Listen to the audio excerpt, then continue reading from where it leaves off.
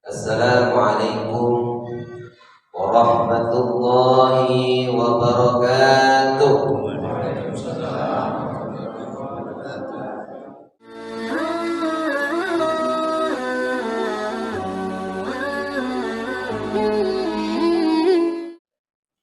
Bersalawat buat Nabi Allah Muhammad sallallahu alaihi wasallam. Allahumma salli ala sayyidina Muhammad wa ala ali sayyidina Muhammad. Assalamu alayka ya Rasulullah. Bapak Ibu orang tua kami yang dimuliakan Allah, mari kita awali pertemuan ini dengan Bismillah. Bismillahirrahmanirrahim. Di dalam Al-Quran surah Al-Isra, surah yang ke-17 ayat yang ke-4. A'udzu billahi minasy syaithanir rajim. Bismillahirrahmanirrahim. Wa qadayna ila bani Israil fil kitab la tufsidunna fil ardi marratayn wa la ta'lunna 'uluwan kabira. Wa qadayna ila bani Israil, dan kami tetapkan Bani Israil itu di dalam Alkitab, la tufsidunna fil ardh, kamu akan membuat kerusakan di bumi. Marratain, dua kali. Wala ta'lunna 'uluwan kabira, dan kamu Bani Israil akan menyombongkan diri dengan kesombongan yang besar. Ayat ini sangat jelas menerangkan kepada kita bahwasanya Bani Israil itu memang merusak di bumi ini. Sudah 14 abad Al-Quran ini menjelaskan tentang bagaimana Bani Israil itu.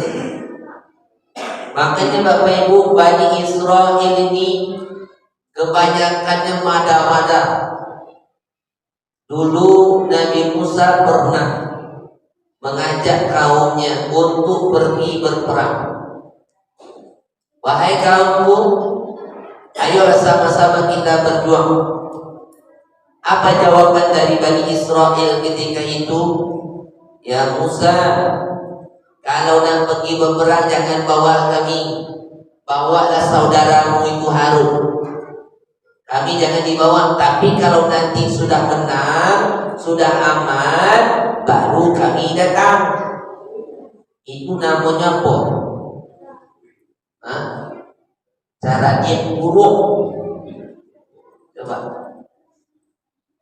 Dari dulu sampai sekarang, memang dalam Al-Quran itu dia akan merusak bumi. Yang kedua, mereka akan menyombongkan diri dengan kesombongan yang besar. Apa contoh kesombongan Bani Israil itu? Kepada Palestina, apa katanya? Kalau ingin selamat, keluar dari Palestina.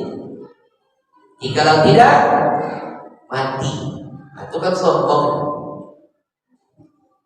Lalu kenapa kita kadang-kadang coba timbul pertanyaan kepada kita, kenapa Allah tak langsung timpakan aja bencana, musibah, azab seperti kaum-kaum yang telah terdahulu kan, yang melampaui batas itu?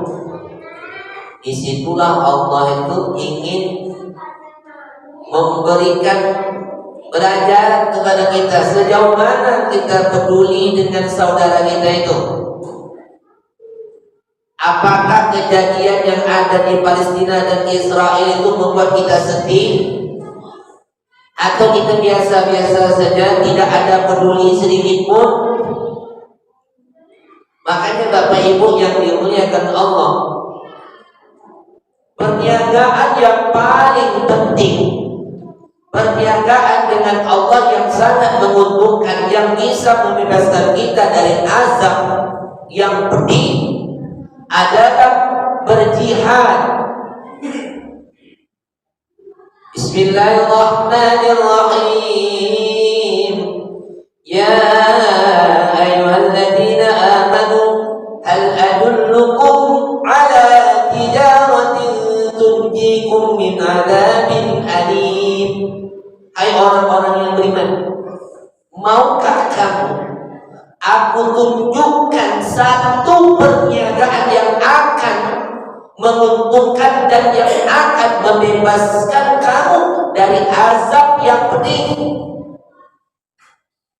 Apa kata Allah? Tu'minuna billahi wa rasulih. Kamu beriman kepada Allah dan beriman kepada Rasul. Wa tujahiduna fi sabilillahi bi amwalihim wa anfusihim. Dan kamu berjihad di jalan Allah dengan diri dan harta. Keadaan yang terjadi antara Palestina dengan Israel itu perang. Lalu kita ingin partisipasi dalam berjihad. Kalau ingin menjadi mujahid, kita belum memenuhi syarat. Pertama, jauh. Yang kedua, kita ini lemah semangat. Dengan pesawat aja kita udah mulai panik, apalagi dengan bom. Yang ketiga, syarat untuk menjadi mujahid itu harus hafal Al-Quran. Kita aja juz 30 tak khatam-khatam. Enggak. Apalagi yang itu aja. Kalau Pak Imam baca yang panjang sedikit udah mulai pusing kepala. Amma yatasaalun. Kok panjang ayat? Ada itu surah An-Naba itu. Sama itu. Juz 30 itu. Jadi kalau seandainya tidak memenuhi syarat untuk menjadi pejuang, tapi setidaknya kita ikut berjihad bi amwalihim, dengan harta. Apa yang bisa kita berikan?